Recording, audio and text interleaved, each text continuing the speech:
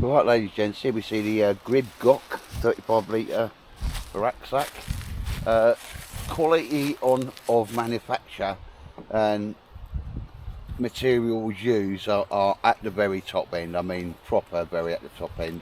Apparently, Grib Goch is a firm. They employed an orthopaedic surgeon, and as we can see here, probably one of the best backs to a Bergen that I've seen. Extremely comfortable, air gaps all the way along. Like I say, nothing has been spared in manufacture of this Bergen. I've had it for a while, never really used it, to be honest. The back and lumbar support here are at the very top end. Really great shoulder straps, padding just the right thickness. It's got the normal sternum strap on it, as we'll see, and that's on there, can be lowered down. They've got clips all over the place. It's very modular. I'd imagine you could put a little chest back on there. That's something I may do to it. Lovely padded waist belt that goes into a 40mm webbing belt. Even got little zip pouches on the sides there. You get your keys in there, or little fire kits or whatever. One on both sides. Lumbar supports where you can pull it back to pull the Bergen into your centre of gravity a bit more. Let's put that over there. Right, there, 2 seconds.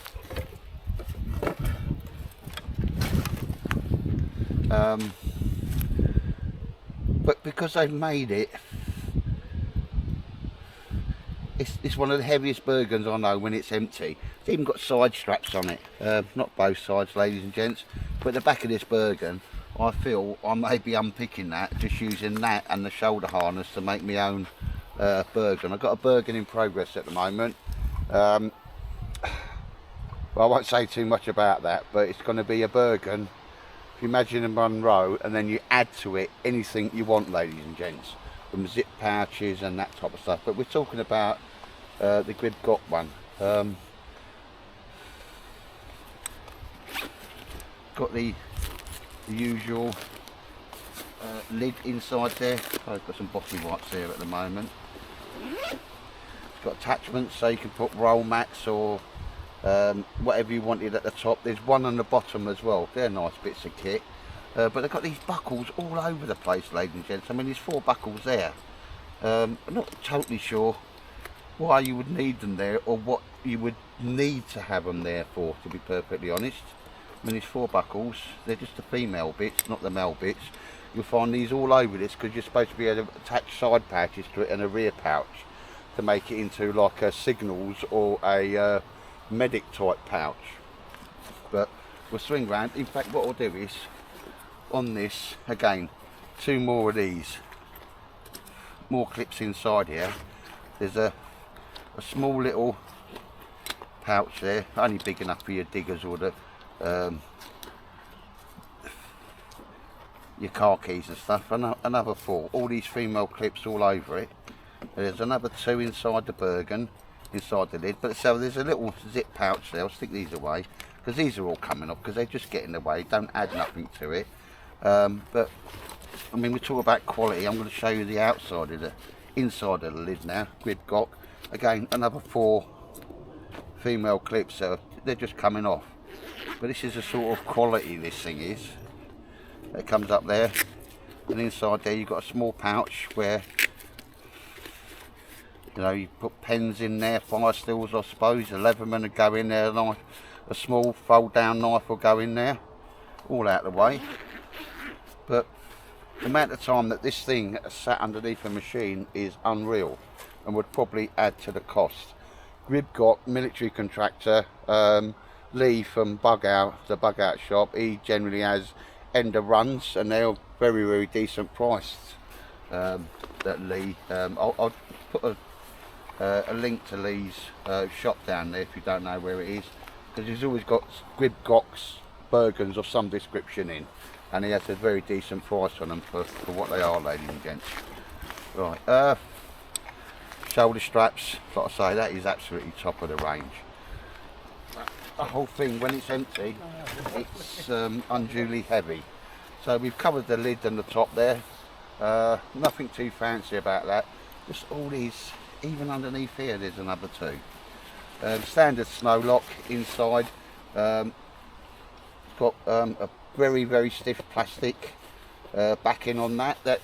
Can actually come out if needed, and even aluminium supports in there. Obviously your normal draw cords and all the equipment, all the fixings on this are top military grade. So if you imagine underneath there as well, if you wanted to top flap something, put a sleeping bag, roll mat, your tripod, so underneath that you've got the ability to clip something in. I'm not too sure, because if you clip something you'd never get your lid over. Don't know about that. Certainly I'll keep maybe one or two of them on, but otherwise if you're not using it they'll tuck out of the way, but these things hang down and flap down. Like I say, it's got some woolly on the front, ice axe loops and all sorts. These things have got their own channels, so you don't have loose webbing hanging about.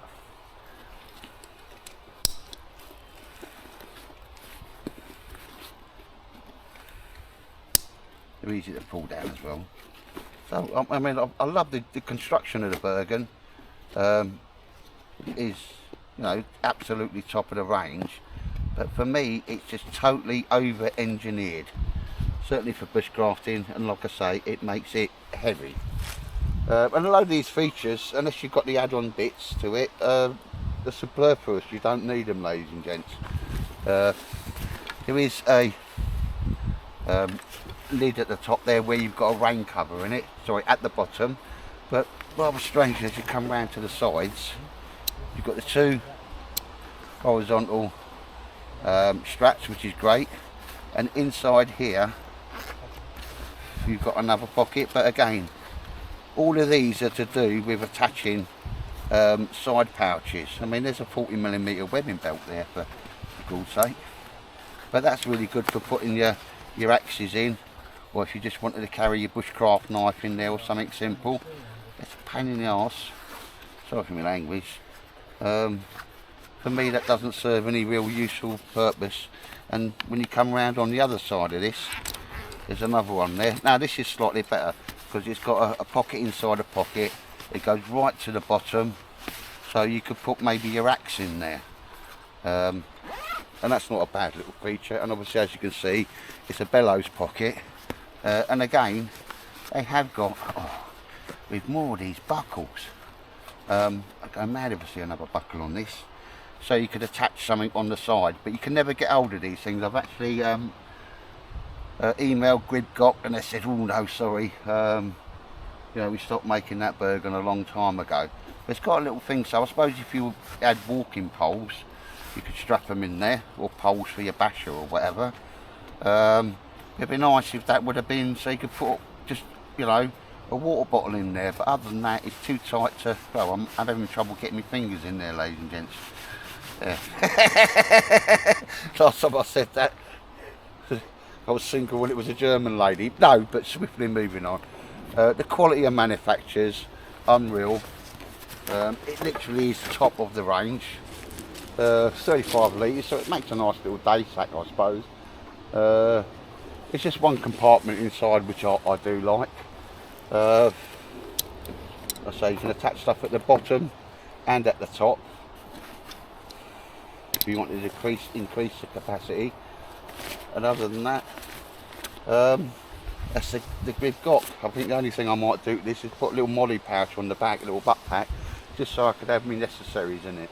I've just bought this out today because I'm fed up of keep bringing out the big Alice Tiger Stripe pack that I made, because I just keep putting stuff in that and not taking it out, ladies and gents. Yeah, Grib Goch. I believe that's the name of a Welsh peak. I was going to say mountain, but peak somewhere. Blinding firm, a lot of military contracts, but they are so over-engineered that it makes the pack heavy. I do like it, I can't knock it, it's just not my cup of tea, ladies and gents. But if you do fancy the old Grib Goch, like I say, Bug Out Lee, on a bug out shop, he often has Grib Goch Bergens, the various different designs they've got at very reasonable prices. So if, you know, let your eyes be your guide. I bought this second hand, first time I've used it, to be honest. But yeah, it's one whole heap of you know, pack for the money. But I think for me, if I wanted a 35 litre, I'd want something a lot simpler than that. And when I get back, I mean, it's got to be about 25 of these, all these little clips that are all in the side to put a backpack on it, and another side pack and another side pack. All sounds great, but you can never get hold of them. In fact, Nico or whatever, I think he's got one of the packs that goes on the back, if I remember rightly, but it's in black. Yeah, no. Anyway, yeah, it's just my little preferred Bergen for the day. Like I say, what I think is going to happen to this, or what may happen in the future, because I've done it before. It's doing the same as the one I'm actually making at the moment, is unstitching all that, just using the harness, the waist belt, and that's got to be one of the best lumbar systems or back system that I've seen on any Bergen on the planet, to be honest, ladies and gents. Really is a comfortable Bergen. Even with the sternum strap, you can move it up or down as you want it. Comes up, down, and you can unthread that and thread it through even lower. There you go, ladies and gents. I don't know, it's a brilliant Bergen, but I'm not too enthusiastic about it for me personally, because it's, well, one, quite heavy, and two, just so complicated, it's unreal. Right, anyway, ladies and gents, I'll leave that there. That's just me Bergen for the day, and the idea is I'll try and keep me day sack Bergens actually day sack sized. You've got Alan behind me pulling funny faces because I always have a big Bergen. Alright, ladies and gents, take care.